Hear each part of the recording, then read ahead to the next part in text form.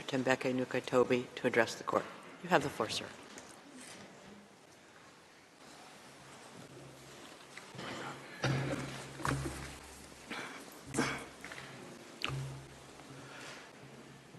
Madam President and distinguished members of the court, it is a privilege to appear before the court on behalf of South Africa. I will address Israel's genocidal intent.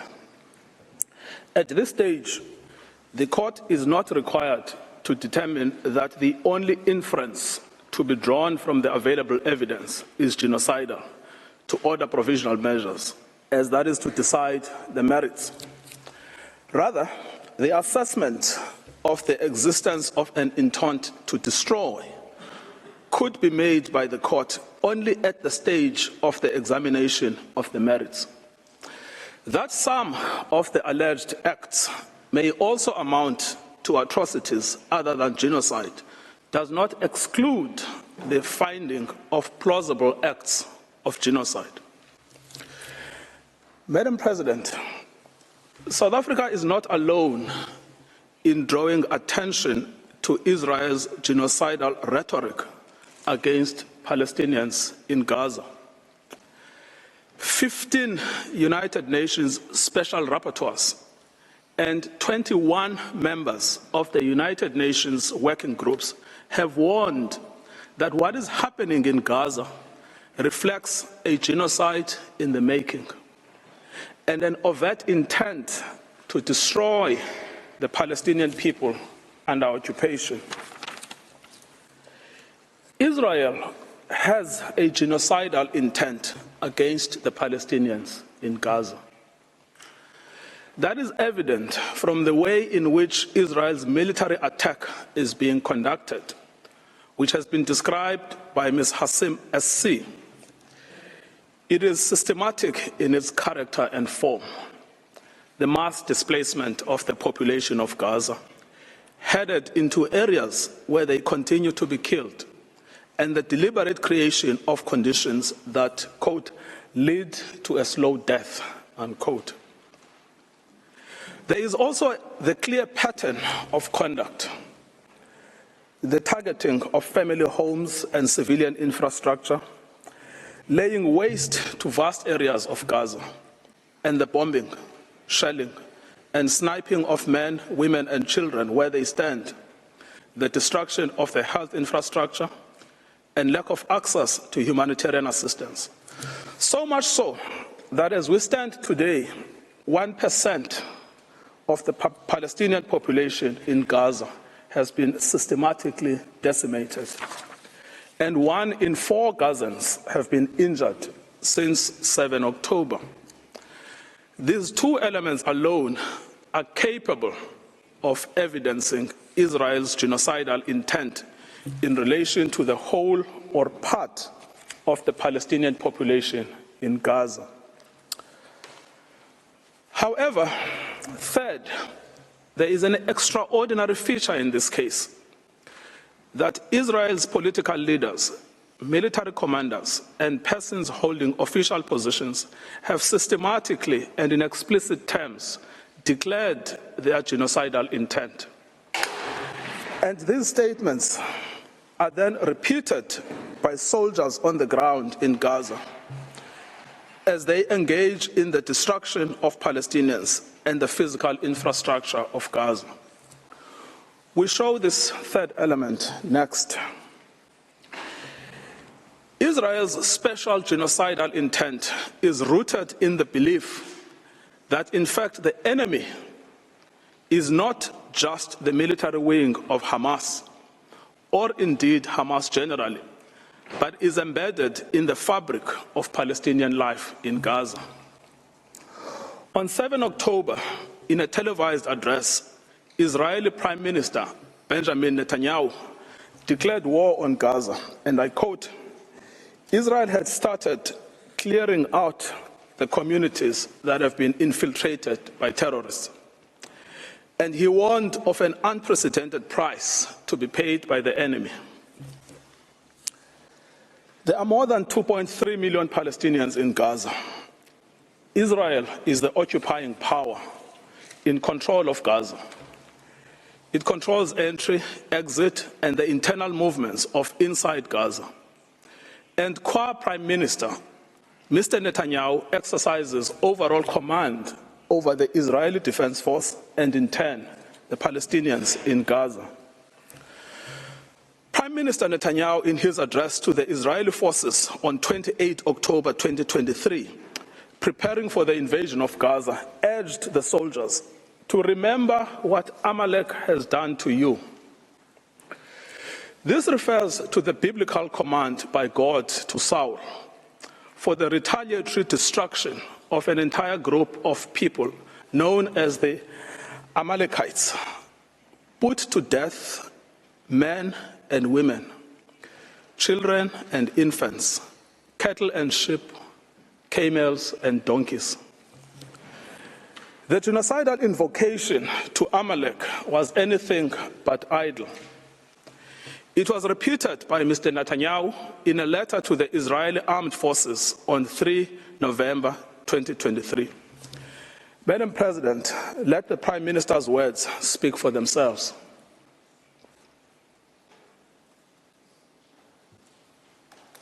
Has done to you, says our Holy Bible, and we do remember and we are fighting our brave troops and combatants who are now in Gaza or around Gaza and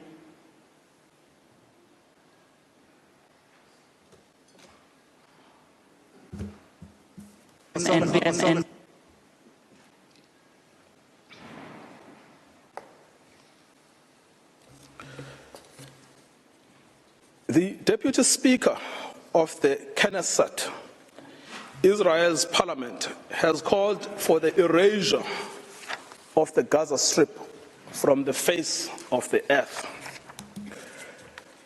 The Defense Force agrees. On 9 October, the Defense Minister, Yoav Gallant, gave a situation update to the army, where he said that as Israel was imposing a complete siege on Gaza, there would be no electricity, no food, no water, no fuel. Everything would be closed because Israel is fighting human animals. Speaking to troops on the Gaza border, he instructed them that he has released all the restraints and that Gaza won't return to what it was before. We will eliminate everything. We will reach all places. Eliminate everything. Reach all places without any restraints. The theme of destruction of human animals was reiterated by an Israeli army coordinator of government activities in the territories on 9 October 2023, who, in an address to Hamas and the residents of Gaza, stated that Hamas has become ISIS and that the citizens of Gaza are celebrating instead of being horrified. He concluded that human animals are dealt with accordingly. Israel has imposed a total blockade on Gaza. No electricity, no water, just damage. You wanted hell, you will get hell. The language of systematic dehumanization is evident here. Human animals. Both Hamas and civilians are condemned. Within the Israeli cabinet, this is also a widely held view. The Minister of Energy and Infrastructure, Israel Katz, called for the denial of water and fuel, as this is what will happen to a people of children killers and slaughterers. This admits of no ambiguity.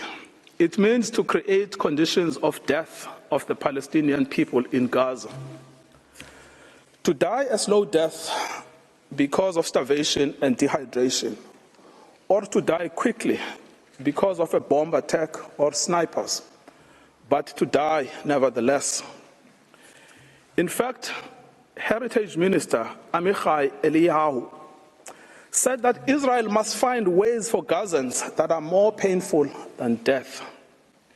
It is no answer to say that neither are in command of the army. They are ministers in the Israeli government.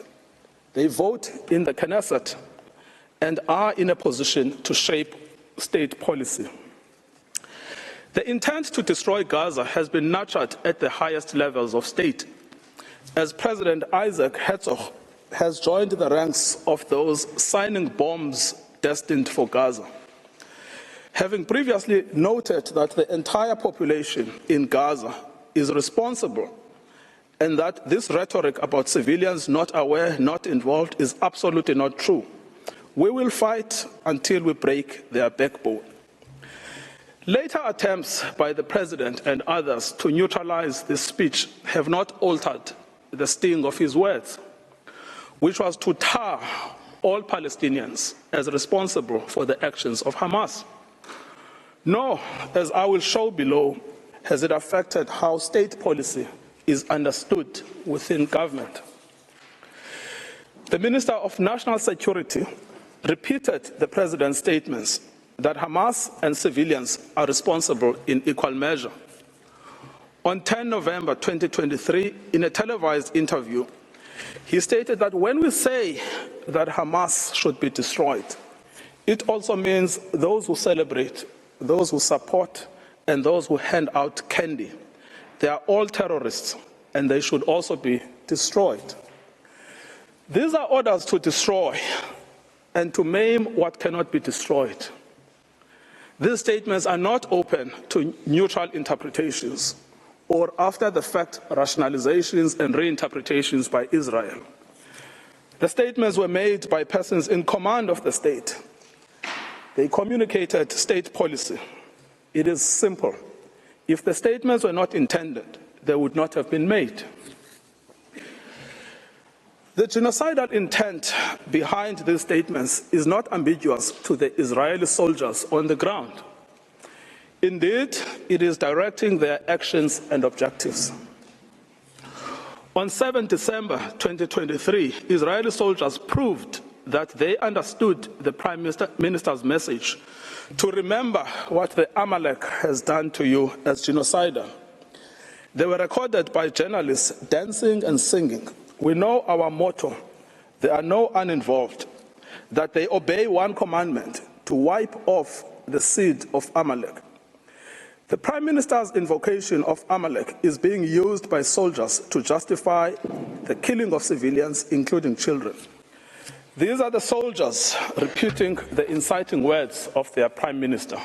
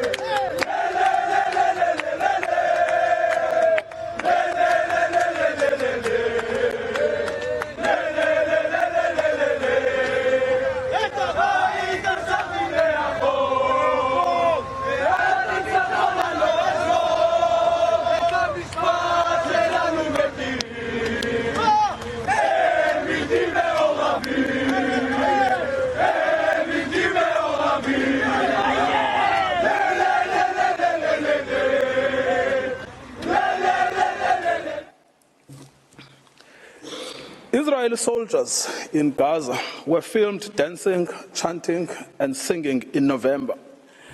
May their village burn, may Gaza be erased. There is now a trend among the soldiers to film themselves committing atrocities against civilians in Gaza in a form of snuff video. One recorded himself detonating over 50 houses in Shujaiya. Other soldiers were recorded singing, "We will destroy all of Khan Yunis and this house. We will blow it up for you and for everything you do for us." These are the soldiers putting into effect their command.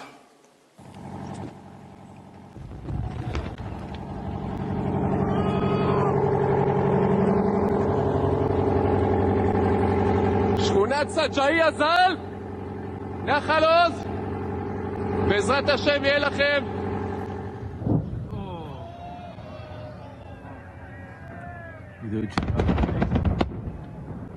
חטיבה 828, מרית סג'אעיה שלום. מדהים. 30 בתים, גדוד 749.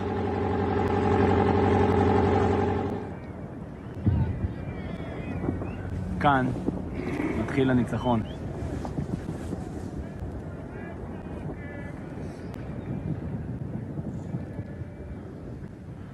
עם ישראל חי.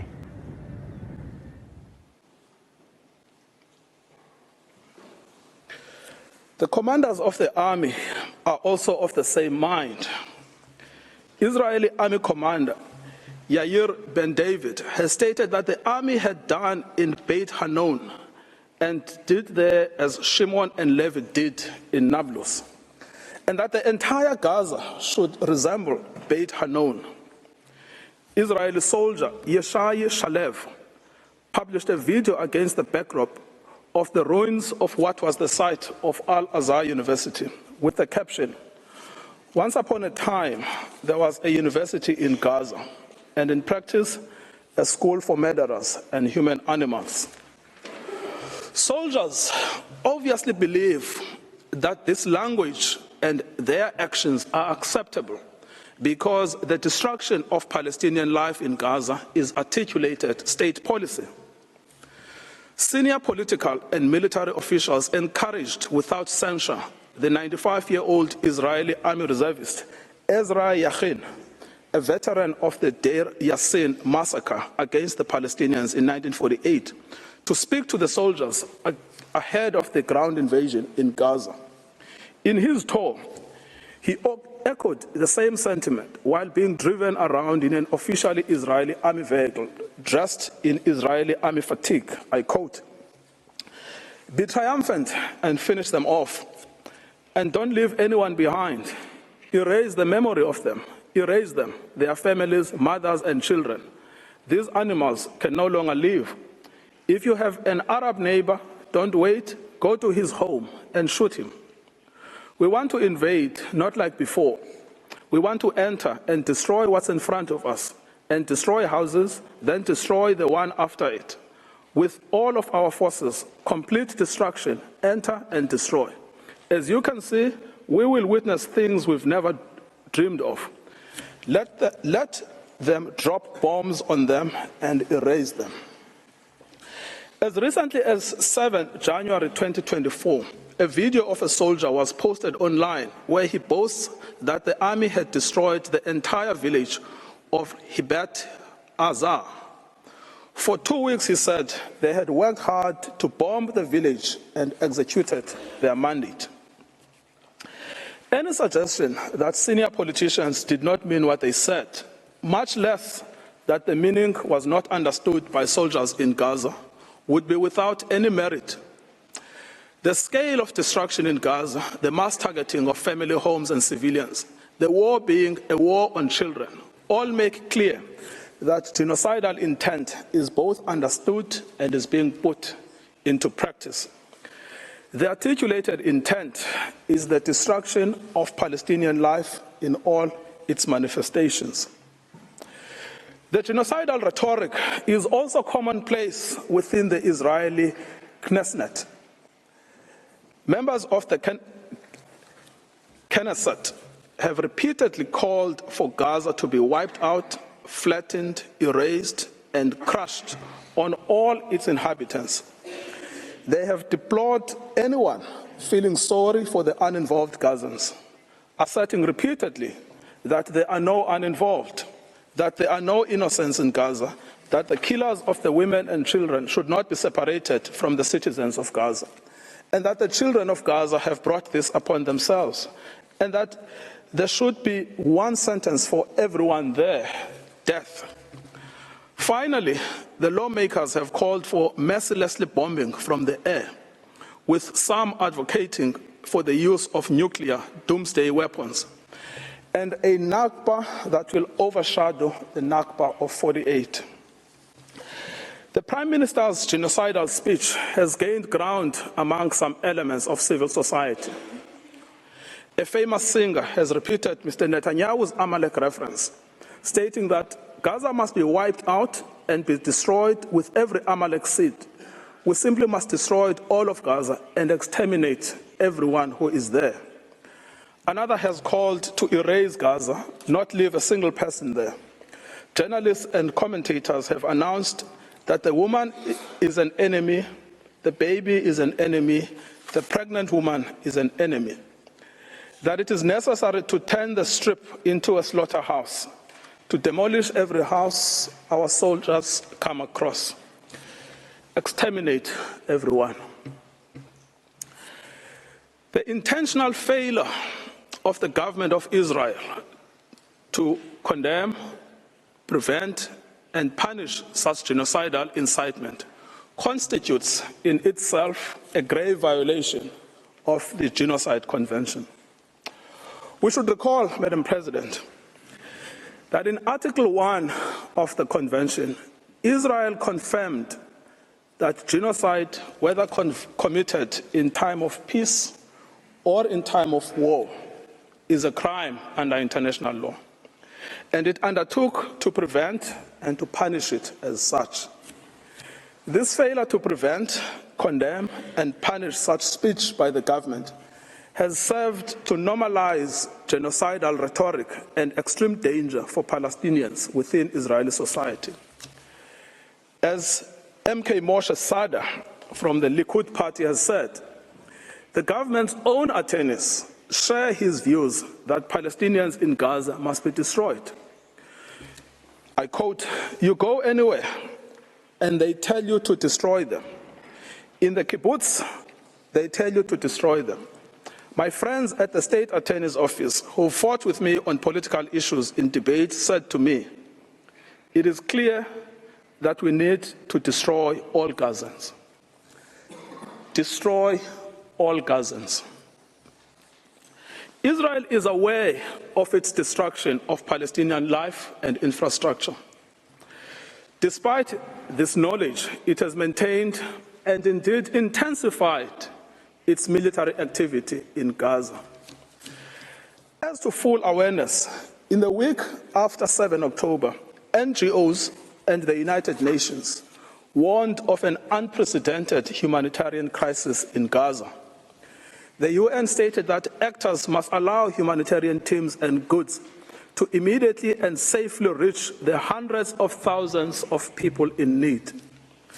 So right from the beginning, Israel knew that it was depriving water, food, electricity, and essentials for survival. It said so. Everything is closed.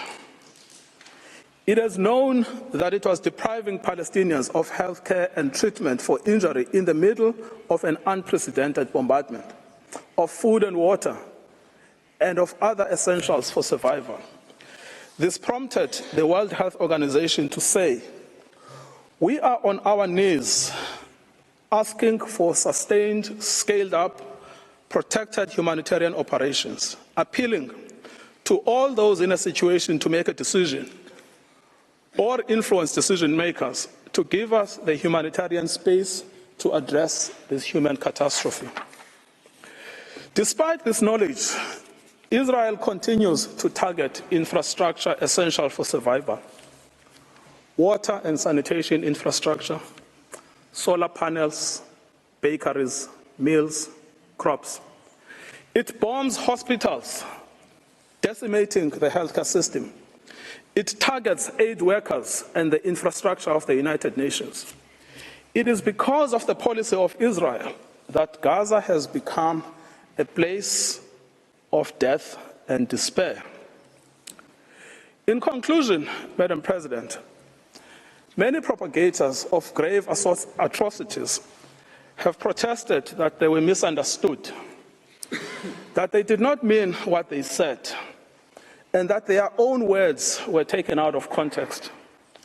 What state would admit to a genocidal intent? Yet, the distinctive feature of this case has not been the silence as such, but the reiteration and repetition of genocidal speech throughout every sphere of state in Israel. We remind the court of the identity and authority of the genocidal inciters: the Prime Minister, the President, the Minister of Defense, the Minister of National Security, the Minister of Energy and Infrastructure, members of the Knesset, senior army officials, and foot soldiers. Genocidal utterances are therefore not out in the fringes. They are embodied in state policy. The intent to destroy is plainly understood by soldiers on the ground. It is also fully understood by some within the Israeli society, with the government facing criticism for allowing in any aid to Gaza on the basis that it is recanting on its promise to starve Palestinians. Any suggestion that Israeli officials did not mean what they said or were not fully understood by soldiers and civilians alike to mean what they said should be rejected by this court. The evidence of genocidal intent is not only chilling, it is also overwhelming and incontrovertible. Madam President, it is now my honor to request you to call Mr. John Dugard on the subject of jurisdiction.